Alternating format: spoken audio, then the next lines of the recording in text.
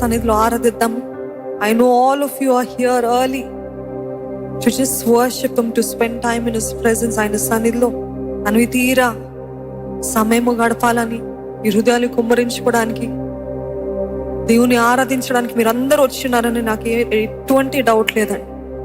కానీ సగం సగం మనసుతో చేయక హృదయపూర్వకంగా పరిశుద్ధాత్మ కార్యాలు మన మధ్యలో బలముగా జరగాలంటే, మన స్థితిగతులు మార్చబడాలి అని అంటే సగం సగం హృదయంతో చేస్తే అవ్వదు. కానీ హృదయపూర్వకంగా పక్కనున్న వారు ఏమనుకున్నా నాకు పర్వాలేదు, నా దేవుని నేను తనివి తీరా ఆరాధిస్తాను అన్నవారు ఉంటే చేతులెత్తి హల్లెలూయా చెప్తారా?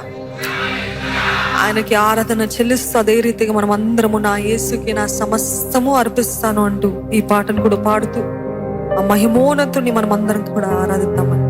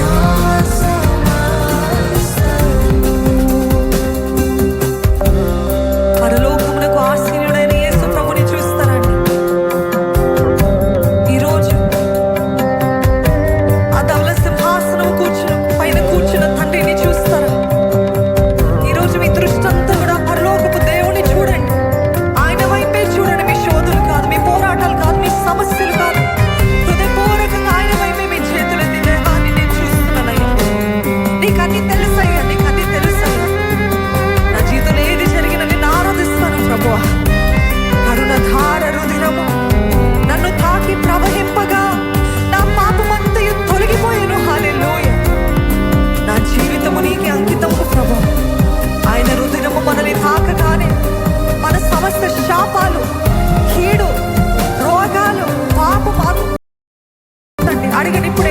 ఇక్కడున్న ప్రతి ఒక్కరు ఇప్పుడే అడగండి. నీ రక్తము చేత నన్ను కడిగి పరిశుద్ధపరిచయ్యా. నీ రక్తం చేత నన్ను ఒక్కసారి తల నుండి కాలు వరకు కడిగి పరిశుద్ధపరచు. నీ రక్తం చేత నన్ను ముద్రించు ప్రభు. అడుగుదామా? యేసు రక్తమే జయము. పలకండి. దేవా, నీ రక్తంలో జయముందయ్యా. నీ రక్తంలో స్వస్థత ఉందయ్యా.